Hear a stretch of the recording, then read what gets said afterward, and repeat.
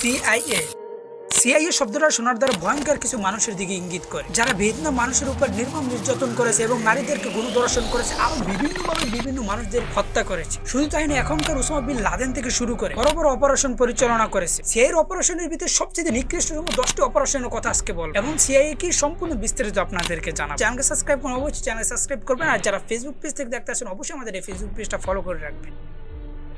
American গোয়েন্দা সংস্থা central intelligence agency বা সিআইএ কত শত গোপন অপারেশন বা পরীক্ষামূলক অপারেশন চালাইছে তার কোনো হিসাব নাই, যেগুলোর অনেকগুলো প্রকাশিত হয়নি, আবার অনেকগুলো প্রকাশিত হয়েছে তবে পুরোপুরি হয়নি। প্রকাশিত হওয়া সিআইএ এমন 10টি গোপন অপারেশন যেগুলো ব্যর্থ এবং অনৈতিক হয়েছিল।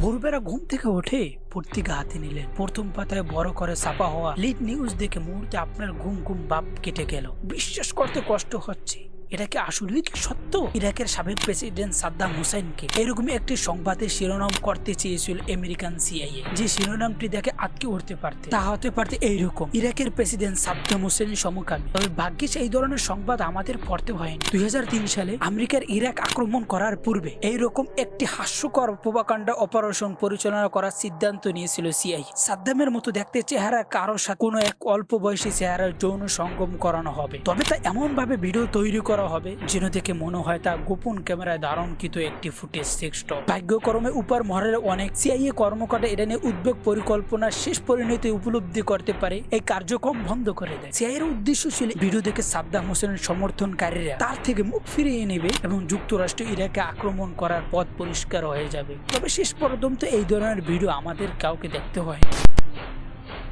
অপারেশন মার্লিন ইরানে শুরু হয়েছিল পারমাণবিক কর্মসূচি। যুক্তরাষ্ট্রের প্রেসিডেন্ট বিল ক্লিনটনের কপালে চিন্তার ভাঁজ। এই ভাঁজ মিলিয়ে দিতে সিআইএ হাজির হলো তাদের একটি অভূতপূর্ব পরিকল্পনা, অপারেশন মার্লিন। পরিকল্পনা অনুযায়ী আমেরিকাতে অবস্থান করছে এমন একজন রাশিয়ান নিউক্লিয়ার বিজ্ঞানীকে নিয়োগ করা হবে ইরানের সাথে যোগাযোগ করার জন্য। এই বিজ্ঞানীর কাজ হবে ইরানকে পারমাণবিক অস্ত্রের ব্লুপ্রিন্ট সংগ্রহ করা। এই ব্লুপ্রিন্ট সংগ্রহ করে দেবে আমেরিকা, যা কিনা ইচ্ছাকৃতভাবে ভুলে ভরপুর থাকবে। 1997 সাল থেকে শুরু হওয়া অপারেশন কাজ একজন সাবেক রাশিয়ান পারমাণবিক পদার্থ বিজ্ঞানীকে নিয়োগ করা হলে মাসিক $5,000 বেতন, যা পরে বেড়ে $6,000 হয়েছিল। এই রাশিয়ান বিজ্ঞানী ধারায় 2000 সালের 3 March DBS 480 fire set model পারমাণবিক অস্ত্রের ব্লুপ্রিন্ট ইরানি পরমাণু বিজ্ঞানীদের সংগ্রহ করে দেয় সিআইএ। পর হলো রাশিয়ার ওই বিজ্ঞানী জানতো না যে এই ব্লুপ্রিন্ট সিআইএ মডিফিকেশন, বরঞ্চ সিআইএর পক্ষ থেকে এই মডেলকে তখনকার সময়ের চেয়ে অত্যন্ত 20 বছর অগ্রসর বলে দাবি করা হয়। সিআইএর জন্য নিছক পরিতাপের বিষয় হলো এই রাশিয়ান ওই পারমাণবিক বিজ্ঞানী 20 বছর অগ্রসর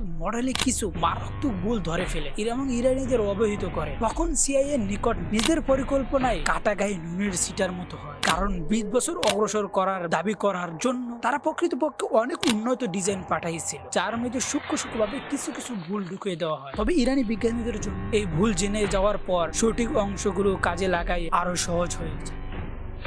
অপারেশন মান যা হোক 1962 সালে এপ্রিলে অপারেশন মানজু ধীরে ধীরে শুরু হয়। কিউবায় মিসাইল সংকটের জন্য কিছুদিন বন্ধ থাকার পরে তা 1975 সাল পর্যন্ত চলিত ছিল। তখনকার আমেরিকার প্রেসিডেন্ট জন এফ কুন্ডির ভাই অ্যাটর্নি জেনারেল বরাট কুন্টি এই অপারেশনের সার্বিক তত্ত্বাবধানের দায়িত্ব পায়। আর মূল অপারেশন পরিচালনা করেন আমেরিকার সিআইএ জ্যেষ্ঠ কর্মকর্তারা। প্রাথমিকভাবে 10টি এবং 6 জন করে সদস্যদের গুপ্তচর দল প্রেরণ করা হয় কিউবায়। তাদের মূল কাজ ছিল কিউবায় নিজেদের সমর্থন খুঁজে বের করা বা বৃদ্ধি করা, কিন্তু বেঁধে দেওয়া সময়ের মধ্যে তারা প্রকাশিত সংখ্যায় 1/4 কম কিউবার মানুষকে বিদ্রোহের জন্য জড়ো করতে পারে। এভাবে হবে না বুঝতে পেরে শুরু করা হলো কিউবা অর্থনীতি দুর্বল করা নানাদিক চেষ্টা এবং কাস্টকে হত্যা করার জন্য ফন্দি ফিকির। এগুলোর মধ্যে কয়েকটি উদ্ভট পরিকল্পনা ছিল। ক্যাস্ট্রোর ঘরে বিষাক্ত ঔষধ রাখা, ক্যাস্ট্রো যে রেডিও স্টেশনে যেতেন সেখানে আর্সেলাইনের মাধ্যমে লাইসার্জিক অ্যাসিড ছড়িয়ে দেওয়া হয়, সিগারেটের মধ্যে বিস্ফোরণ স্থাপন করা, টোকে স্কুবা ডাইভিং স্যুট উপহার দেওয়া যার মধ্যে পূর্বে মরণবেদী রোগের জীবাণু স্থাপন করে দেওয়া, খ্রিস্ট যে স্থানে কুবা ডাইভিং এ যান সেখানে জীবাণুর মধ্যে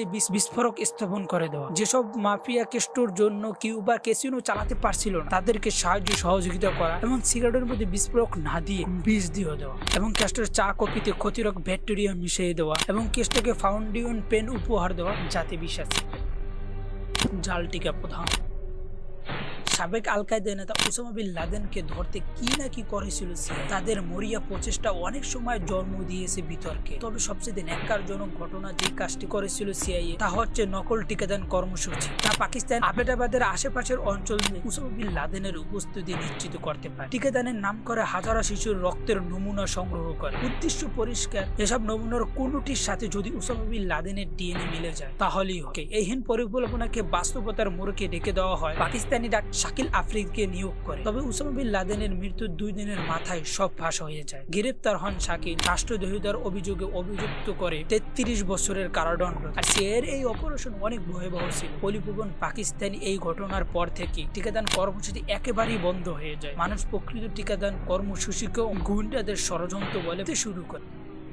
অপারেশন কিওস 1967 সাল থেকে 1974 সাল পর্যন্ত টানা 8 বছর সিআইএ পরিচালনা করেন তাদের ইতিহাসের অন্যতম উদ্দেশ্যহীন এক অপারেশন। দেশের যুদ্ধ বিরোধী আন্দোলন, বর্ণবাদ বিরোধী আন্দোলন কিংবা অন্যান্য আন্দোলনরত সম্প্রদায়গুলোর মধ্যে কোনো বৈদেশিক প্রভাব আছে কিনা তা খুঁজে বের করতে আমেরিকার বিভিন্ন ছাত্র সংগঠনের উপর নজরদারি শুরু করে সিআইএ। ময়হুনার রাম শর্মা হয়ে সিআইএ কর্মকর্তা শিক্ষার্থীদের সাথে এবং ছাত্র সংগঠনের নেতাদের সাথে বন্ধুত্ব গড়ে তোলে। Student for democracy society, black panther এবং ইয়াংলার সহকারে আরো বেশ কিছু জনপ্রিয় ছাত্র সংগঠনের উপর মূলত নজরদারি চালায় সিআইএ। 8 বছরের সর্বমোট 1000 সংগঠন, 4 লাখ মানুষের উপর হত্যা করা হয়। ব্ল্যাক প্যান্থারের ডজন খানেকের বেশি সদস্যকে হত্যা করা হয়।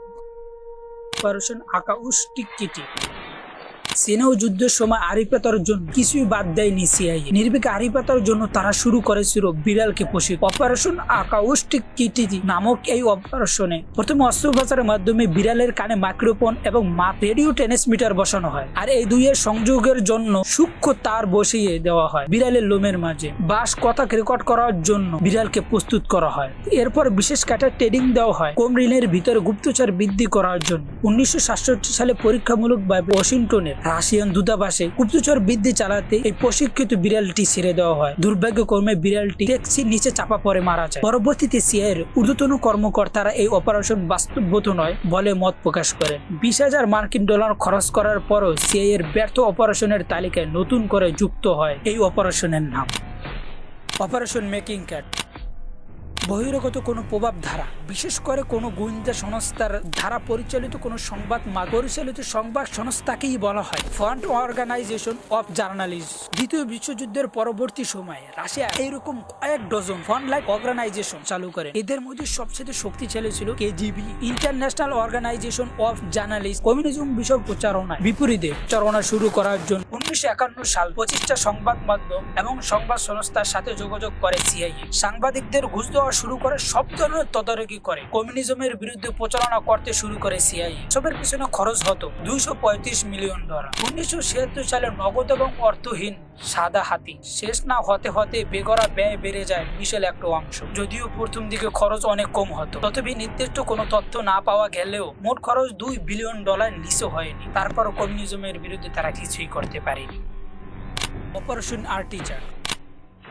আমরা কি মানুষের মনের উপর এমন নিয়ন্ত্রণ স্থাপন করতে পারবো যেখান থেকে সে নিজের ইচ্ছায় আমাদের বিরুদ্ধে সহায়তা করবে? এমন প্রশ্নটির সামনে রেখে সিআইএ শুরু করেছিল একটি কুখ্যাত গোপন প্রজেক্ট যার নাম ছিল অপারেশন ব্লু কার্ড। এই নামে 1951 সালের আগস্ট মাসে নতুন করে রাখা হয় অপারেশন আর্টিচেক। তবে 1952 সালে মূল প্রজেক্ট শুরু হয়েছিল, তখন আরেক দফায় নাম পরিবর্তন করে অপারেশন এমকো আল্টা নাম রাখা হয়। যাই হোক, সিআইএর সাথে এই অপারেশনে যুক্ত ছিল আমেরিকান সেনাবাহিনী, নেভি এবং বিমান বাহিনী এবং এফবিআই এবং ইউরোপ এবং রাশিয়ার বিভিন্ন দেশের বিভিন্ন গোপন স্থানে। অসংখ্য মানুষের এই অপারেশনের জন্য পরীক্ষামূলকভাবে মানসিক চাপের সম্মুখীন করা হয়। তাদেরকে এলএসডি আর মরফিনের মতো মাদক আচ্ছন্ন করে রাখা হতো টানা 3 দিন। নানা প্রক্রিয়ায় সম্মোহিত করার মাধ্যমে নিন্দাহীনতায় ঢুকিয়ে দেওয়া হতো পরীক্ষা চলতে থাকা মানুষের উপর। আর এই মানসিক অত্যাচারের শিকার হতো তো মূলত সমকামী সংখ্যালঘু সম্প্রদায়ের মানুষজন এবং জেলে বন্দীরা। মূল উদ্দেশ্য ছিল একটাই, শারীরিক নিপীড়ন না করে কেবল মানসিক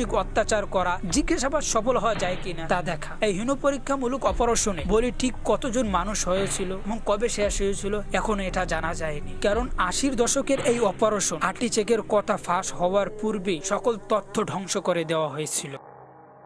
অপারেশন নর্থ ইস্ট।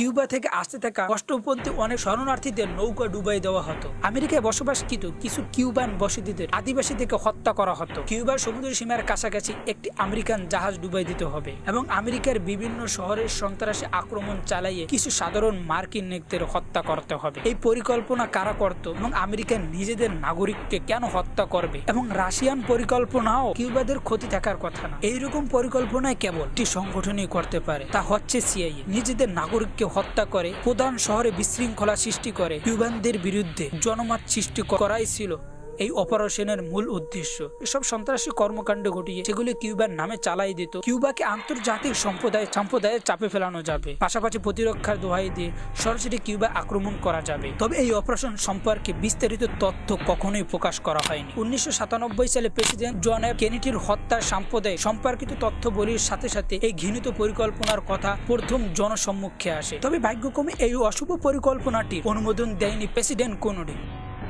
ফিনিক প্রোগ্রাম।